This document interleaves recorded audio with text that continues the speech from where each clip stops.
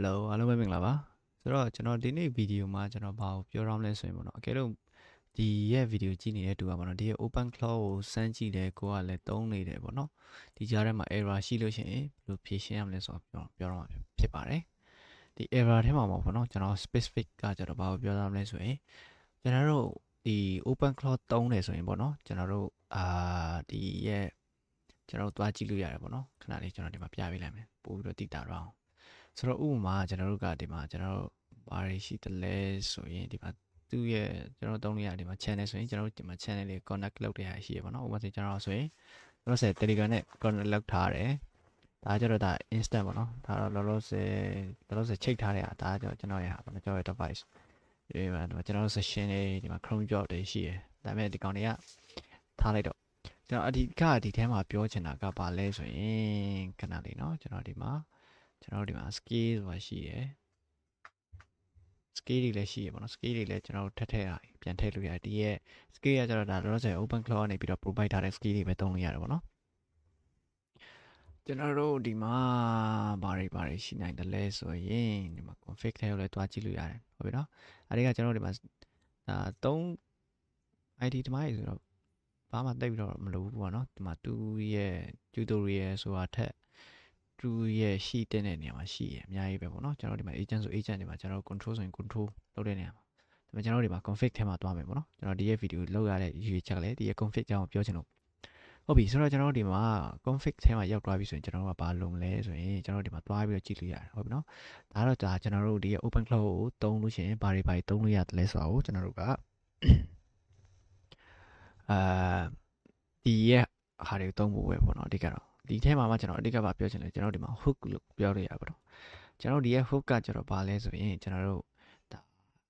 ါပြီးအရင်တော့ပေါ့နော်ဒီရဲ့ NAN သုံးဖို့တဲ့သူဆိုရင်တီးကောင်းသိလိမ့်မယ်ပေါ့နော် NAN ကလည်းကျွန်တော် automation တခုပဲပေါ့နော်အဲ့ဒီ NAN မှာဆိုရင်ကျွန်တော်ဒီရဲ့ hook တွေအများကြီးသုံးရတယ်ပေါ့နော်ဒါပေမဲ့ကျွန်တော်တို့ဒီမှာ TikTok ဘာညာရေးပြောစားနေကျွန်တော် hook တွေလို့ပြောကြတယ်ဆိုတော့အဓိကဒီရဲ့ hook ကဒီရဲ့ open cloud မှာပါလဲဆိုရင်ကျွန်တော်တို့ဘာတွေလုပ်လို့ရတယ်လဲဘာညာတွေပေါ့နော်ဒါမှဒီကကျွန်တော်တို့ကြည့်လိုက် word hook and even hook ဆိုပြီးတော့ရှိပေါ့နော်ဆိုတော့ဒါကတော့ဘာပြီးမှလာမယ်ဘာပြီးမှလုပ်ရဆိုတာ hook ကိုဆိုလိုတာဖြစ်တယ်ပေါ့နော်ဆိုတော့ဒီထဲမှာအကယ်လို့ကိုကပေါ့နော်ကိုကဒီရဲ့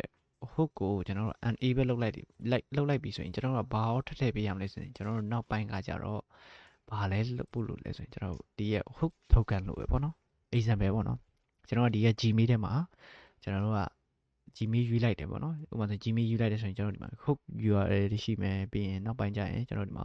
hook token တွေရှိရပေါ့နော်ဆိုတော့အဲ့ဒါလေး error တစ်ခုဖြစ်နိုင်တယ်ဆိုတော့ဒီရဲ့ error ဘာမှမဟုတ်ဘူးဆိုပေမဲ့ပေါ့နော်ကျွန်တော်တို့ဒီနေရာမှာဒီရဲ့ hook ကိုကျွန်တော်တို့ဒီက enable လုပ်လိုက်တယ်ဒါပေမဲ့ကျွန်တော်တို့ကဘယ်လိုပြောရမလဲကျွန်တော်တို့ hook ကို enable လုပ်တယ်ဒါပေမဲ့ hook token ကကျွန်တော်မထည့်ဘူးဆိုရင်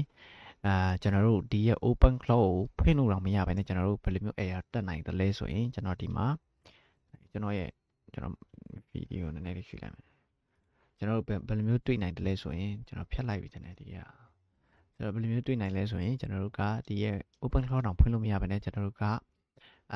hook ဥပမာဆိုကျွန်တော် hook ကတော့ enable လုပ်ထားတယ်ဒါပေမဲ့ကျွန်တော်ရဲ့ hook token မတွေ့ဘူးဆိုပြီးတော့ကျွန်တော်တို့ဒါကိုပိတ်နေမှာပေါ့နော်ဆိုတော့အဲ့လိုမျိုးချိန်မှာကျွန်တော်တို့ကဘယ်လိုမျိုးတွားပြီးတော့မှ face လုပ်မလဲဆိုရင်ကျွန်တော်တို့တေချာတာဒီကျွန်တော်တို့ဒီရဲ့ local မှာကျွန်တော်တို့ဒီလိုမျိုး dashboard အနေနဲ့ပွင့်နေမှာမဟုတ်ဘူးပေါ့နော်ဆိုတော့အဲ့ဒီမျိုးအချိန်တွေမှာကျွန်တော်တို့ကဘာမျိုးတွားပြီးတော့လုပ်ရမလဲဆိုရင်ကျွန်တော်တို့ရဲ့ကျွန်တော်ရဲ့ file manager ပေါ့နော်ကျွန်တော် file explorer လို့ပြောလို့ရပါတော့ file manager ဆိုတာ file explorer ထဲကိုတွားပြီးတော့ကျွန်တော်တို့ဒီမှာကိုယ့်ရဲ့ file explorer ထဲမှာတွားပြီးတော့ကျွန်တော်တို့ဒီရဲ့ open cloud ကိုဘယ်မှာ install ထားလဲဆိုတာတွားပြီးတော့ကြည့်လိုက်မယ်ပေါ့နော်ဆိုတော့ကျွန်တော်အနေနဲ့ကကျတော့ကျွန်တော်ဘယ်မှာ install ထားလဲဆိုရင်ကျွန်တော်ကဒီရဲ့ local disk C ထဲမှာဘယ်လိုရမလဲ install ထားရပေါ့နော်ပြီးရင်ကျွန်တော်ဒီမှာ user ထဲကိုတွားလိုက်မယ်ပြီးရင်ကျွန်တော်တို့ဒီမှာဒီကောင်ကိုတွားလိုက်မယ်ဆိုတော့အဲ့နေရာမှာကျွန်တော်တို့ကနှစ်ခုရှိရပေါ့နော်ကျွန်တော် open cloud ဆိုတဲ့နေရာဒီမှာဆိုရင်ကျွန်တော် .open cloud ဆိုပြီးတော့တစ်ခုရှိရဒီ add data ထဲမှာလည်း open cloud ဆိုတာရှိပေါ့နော် example ဒီတစ်ခုအရင်ဆုံးဖွင့်ပြရပေါ့နော်ဒီရဲ့အထဲမှာဆိုရင်ကျွန်တော်ဘာရှိတယ်လဲဆိုရင်ကျွန်တော်ဒီမှာ agent canvas completion creation credential ပေါ့နော် sorry creation ပေါ့ chrome ဘာညာရှိတယ်ဆိုတော့အဲ့ဒီထဲမှာကျွန်တော်တို့ကဘာရဲ့ထဲကိုတွားမလဲဆိုရင်ကျွန်တော် json file ပေါ့နော်ဒီမှာ open cloud json ဆိုတဲ့ file ရှိရပေါ့နော်ဒီရဲ့ file ပေါ့နော်ကျွန်တော်မမစေချင်ဘူးကျွန်တော်ဒီရဲ့ဒီစစချင်းပေါ့နော်ကျွန်တော်ဒီရဲ့ကို install ထားတဲ့မှာ .open cloud ဆိုပြီး ပြီးတော့တစ်ခုရှိတယ်ဒီကထဲကိုတွားလိုက်မယ်ပြင်ဒီမှာ JSON ထဲကိုတွားလိုက်တယ်ဆိုရင်ဒီရဲ့ JSON ကဘယ် file လဲဆိုရင်ကျွန်တော်တို့ဒီရဲ့ file ပဲဟုတ်မလားကျွန်တော်တို့ဒီမှာတွေ့လာမသိဒီမှာ C user also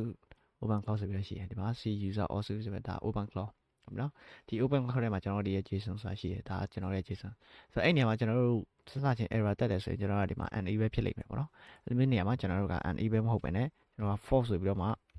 sorry unable မဟုတ်ဘဲနဲ့ true နေရာမှာကျွန်တော် false ဆိုပြီးတော့ထားလိုက်မယ်အဲဒါဆိုရင်ကျွန်တော်တို့ဒီကောင်ကို auto save ပေါ့နော် save လုပ်ပြီးတော့မှကျွန်တော်တို့ကဒီ open cloud ကိုဖွင့်လိုက်အောင်မယ်ဟုတ်ပြီနော်ဆိုတော့ open cloud ဖွင့်မယ်ဆိုရင်ကျွန်တော်အပေါ်မှာဒီမှာ run ထားတယ်ပေါ့နော်ဒီမှာ open cloud gateway ဆိုပြီးတော့ရှိတယ်ဒါလို့ကျွန်တော်တို့ကဒီကောင်ကိုသွားပြီးတော့မရေးချင်ဘူးကျွန်တော်တို့ကဒီတိုင်းဒီကောင်လည်း run ပြီးတော့ကျွန်တော်တို့ကဒီရဲ့ dashboard ကလည်းပျောက်သွားတယ်ဆိုရင်ကျွန်တော်တို့က set run စရာမလိုဘူးဟုတ်ပြီနော်ကျွန်တော်တို့ဒီမှာ open cloud dashboard ဆိုပြီးတော့ရိုက်လိုက်အောင်မယ်ဒါဆိုရင်ကျွန်တော်တို့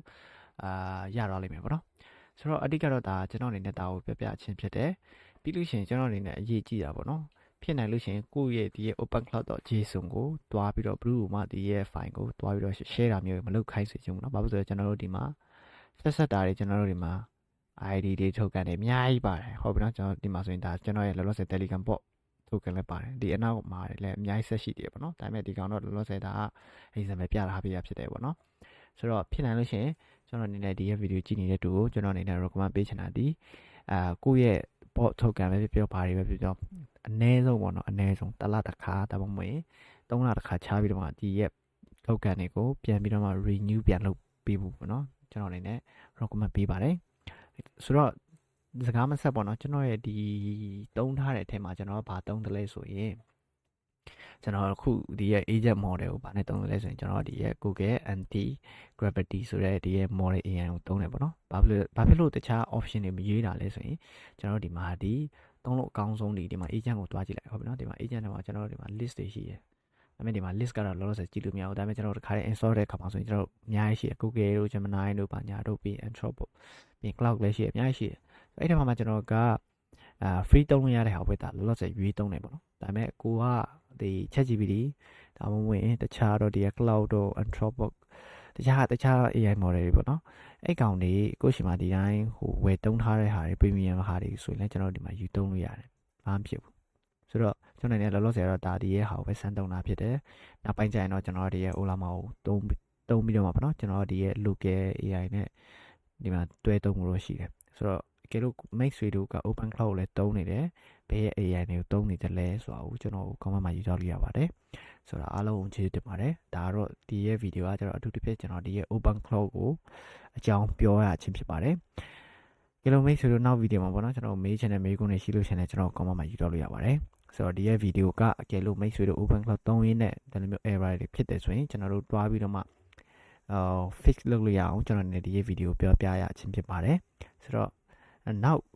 ်ထပ်မှာကျွန်တော်ကပေါ့နော်အကယ်လို့ Max တို့ကဒီရဲ့ hook error ပဲမဟုတ်ဘဲနဲ့တခြားတော့ဒီရဲ့ comment error message တို့တိုးတို့ဟိုနော်ဒီရဲ့ model တို့ error ဖြစ်တယ်ဆိုရင်လည်းကျွန်တော်တို့ဒီရဲ့ Open Cloud JSON ကိုတွားပြီးတော့မှကျွန်တော်တို့ fix လုပ်လို့ရပါတယ်ဟုတ်ပြီနော် fix လုပ်လို့ရပါတယ်ဒါအပြင်ကျွန်တော်ဘာ